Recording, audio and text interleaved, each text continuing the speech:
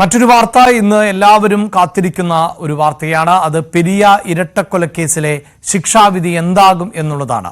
Youth Congress പ്രവർത്തകരായ കൃപേഷിനെയും ശരത് ലാലിനെയും വെട്ടിക്കൊലപ്പെടുത്തിയ കേസിൽ Kochi CBI കോടതിയാണ് വിധി പറയുന്നത്. മുൻ MLAയും CPIM കാസർഗോഡ് ജില്ലാ സെക്രട്ടേറിയറ്റ് അംഗവുമായ KV കുഞ്ഞിരാമൻ അടക്കം 24 പേരാണ് കേസിലെ പ്രതികൾ. ജില്ലയിൽ പോലീസ് സുരക്ഷാ ക്രമീകരണങ്ങൾ ശക്തമാക്കിയിട്ടുണ്ട്. നവമി ദിനേശും KV ബൈജുവുമാണ് വാർത്തയുടെ വിശദാംശങ്ങളുമായി ചേരുന്നത്. ആദ്യം നവമിയിലേക്ക്. നവമി, KV കുഞ്ഞിരാമൻ ഉൾപ്പെടെയുള്ളവരാണ് പ്രതി. പക്ഷേ കുഞ്ഞിരാമന് എതിരായ വകുപ്പൊക്കെ നമുക്കറിയാം. കേസിലെ രണ്ടാമത്തെ പ്രതിയെ ബലം പ്രയോഗിച്ചുകൊണ്ട് സ്റ്റേഷനിൽ നിന്ന് കടത്തിക്കൊണ്ടുപോയി എന്നതൊക്കെയാണ് പ്രധാനപ്പെട്ട ആരോപണം. കേസിലെ ഒന്നാം പ്രതിയും പീതാംബരൻ അടക്കമുള്ളവരും CPIMന്റെ നേതാക്കൾ ആണ്. ഇങ്ങനെ പ്രധാനപ്പെട്ട പ്രതികൾക്ക് 1 മുതൽ 7 വരെയുള്ള പ്രതികൾക്കൊക്കെ കടുത്ത ശിക്ഷ ലഭിച്ചേക്കും എന്ന തരത്തിലൊക്കെയുള്ള വിലയിരുത്തലുകളുണ്ട്. എപ്പോഴായിരിക്കും കോടതി ഈ കേസ് പരിഗണിക്കുക? എന്താണ് മറ്റു വിവരങ്ങൾ?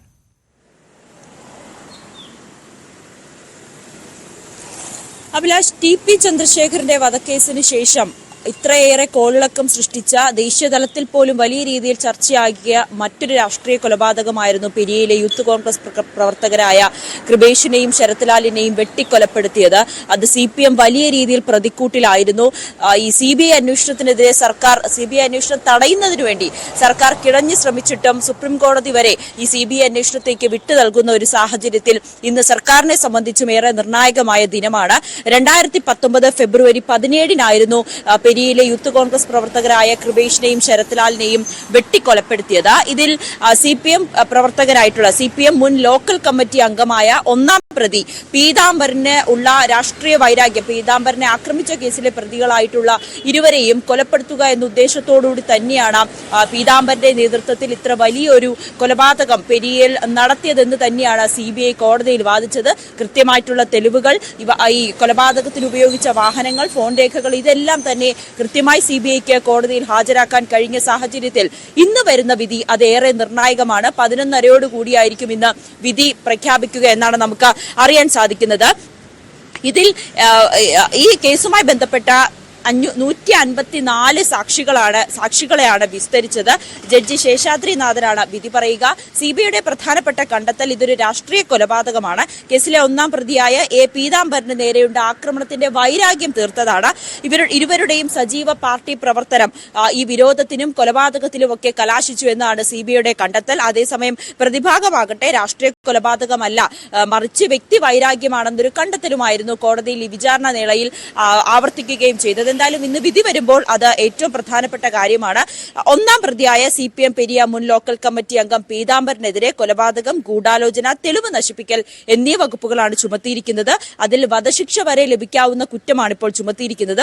20-ാം പ്രതിയായിട്ടുള്ള KV കുഞ്ഞിരാമൻ മുൻ ഉദുമ MLA കൂടിയാണ്. ഇത് 2-ാം പ്രതിയെ പോലീസ് കസ്റ്റഡിയിൽ നിന്ന് ബലമായി മോചിപ്പിച്ചു എന്നൊരു വകുപ്പാണ് ചുമത്തിയിരിക്കുന്നത്. ഇത് 7 വർഷം വരെ തടവ് ലഭിക്കാവുന്ന കുറ്റമാണ്. മറ്റൊന്ന് 14-ാം പ്രതി KM മണികണ്ഠൻ ഉദുമ മുൻ ഏരിയ സെക്രട്ടറിയാണ്. കൊലപാതകത്തിൽ നേരിട്ട് പങ്കുള്ള പ്രതികളെ രക്ഷപ്പെടാൻ സഹായിച്ചു, തെളിവ് നശിപ്പിക്കൽ, 2-ാം പ്രതിയെ കസ്റ്റഡിയിൽ നിന്നും ബലമായി മോചിപ്പിച്ചു എന്നീ വകുപ്പുകളാണ് ചുമത്തിയിരിക്കുന്നത്. 13-ാം പ്രതി N ബാലകൃഷ്ണൻ പെരിയ മുൻ ലോക്കൽ സെക്രട്ടറിയാണ്. പ്രതികളെ രക്ഷപ്പെടാൻ സഹായിച്ചു, തെളിവ് നശിപ്പിക്കൽ എന്നീ വകുപ്പുകളാണ് ചുമത്തിയിരിക്കുന്നത്. 21-ാം പ്രതി രാഘവൻ പാക്കം മുൻ ലോക്കൽ സെക്രട്ടറിയാണ്.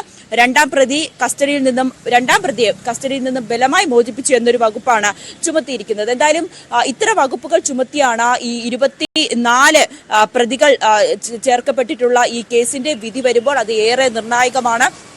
രാഷ്ട്രീയ കേരളത്തിൽ വളരെയേറെ ചർച്ച ചെയ്യപ്പെട്ട 21ഉം 23ഉം വയസ്സുള്ള ചെറുപ്പക്കാരായിട്ടുള്ള യൂത്ത് കോൺഗ്രസ് പ്രവർത്തകർ പെരിയയിൽ തന്നെ, കല്ലോട്ട് തന്നെ വലിയ ജനകീയരായിട്ടുള്ള, എല്ലാവർക്കും സ്വീകാര്യനായിട്ടുള്ള, എല്ലാവരുടെയും പ്രിയപ്പെട്ട 2 യൂത്ത് കോൺഗ്രസ് പ്രവർത്തകരെ വെട്ടിക്കൊലപ്പെടുത്തി. അതൊരു രാഷ്ട്രീയ കൊലപാതകത്തിലേക്ക് എത്തിയെന്ന CBI കണ്ടെത്തി. തുടക്കത്തിൽ ഇത് കേരള പോലീസും പിന്നീട് ക്രൈംബ്രാഞ്ചും അന്വേഷിച്ചു.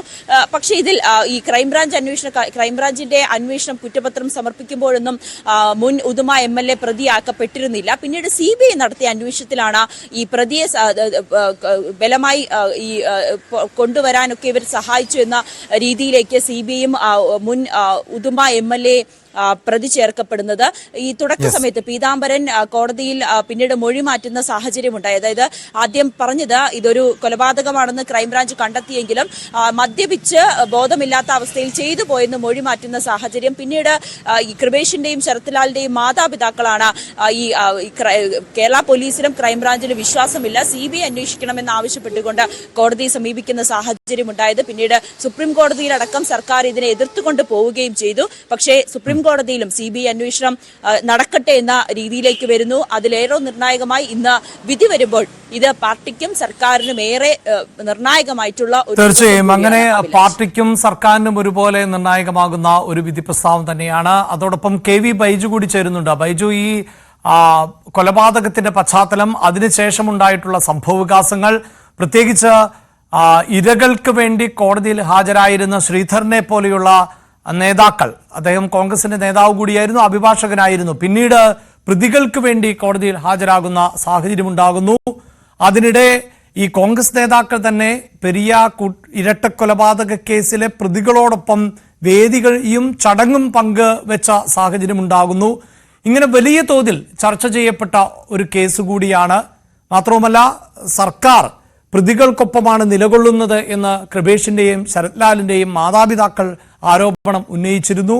അങ്ങനെ രാഷ്ട്രീയ കേരളം ഏറെ ചർച്ച ചെയ്യപ്പെട്ട ഒരു കേസിൽ ആണ് വിധി വരാൻ പോകുന്നത്. ഒരുപക്ഷെ മേൽക്കോടതികളിൽ അടക്കം സമീപിക്കാൻ ഈ പ്രതികൾക്ക് ലഭിക്കുന്ന ശിക്ഷ എന്തു തന്നെയാണ് എങ്കിലും ഇരകളുടെ കുടുംബത്തിനും പ്രതികളുടെ കുടുംബത്തിനും ഒക്കെ അത്തരത്തിൽ മേൽക്കോടതിയെ സമീപിക്കാനുള്ള സാഹചര്യമൊക്കെ ഉണ്ട് എങ്കിൽ പോലും ഇപ്പോഴത്തെ വിധി പ്രസ്താവം അത് ഏറെ നിർണായകമാണല്ലോ. ആ പ്രദേശത്ത് സംഘർഷ സാധ്യതയുണ്ട് എന്ന നിലയിൽ ഇന്റലിജൻസ് റിപ്പോർട്ട് അടക്കം പുറത്തു വന്നതുമാണ്. വിധി പ്രസ്താവം വരുമ്പോൾ ആ പ്രദേശത്തെ സാഹചര്യം എന്താണ്, ഏത് നിലയിലാണ് അവിടുത്തെ സുരക്ഷാ ക്രമീകരണങ്ങൾ? ബൈജു.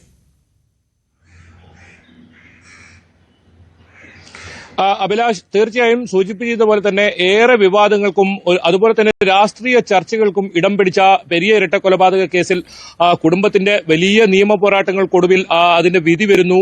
ആ വിധി വരുന്ന പശ്ചാത്തലത്തിൽ തന്നെ കാസർഗോഡ് ജില്ലയിൽ അതീവ ജാഗ്രതാ നിർദ്ദേശം നൽകിയിട്ടുണ്ട്. അതായത് അഭിലാഷ് സൂചിപ്പിച്ചതുപോലെ തന്നെ വിധി അനുകൂലമായാലും എതിരായാലും എന്തു വന്നാലും ഇത്തരത്തിൽ ഒരു സംഘർഷ സാധ്യതയുണ്ടെന്നാണ് ഇന്റലിജൻസ് റിപ്പോർട്ട്. അതുകൊണ്ട് തന്നെയാണ് പോലീസ് അതീവ ജാഗ്രത പുലർത്തുന്നത്.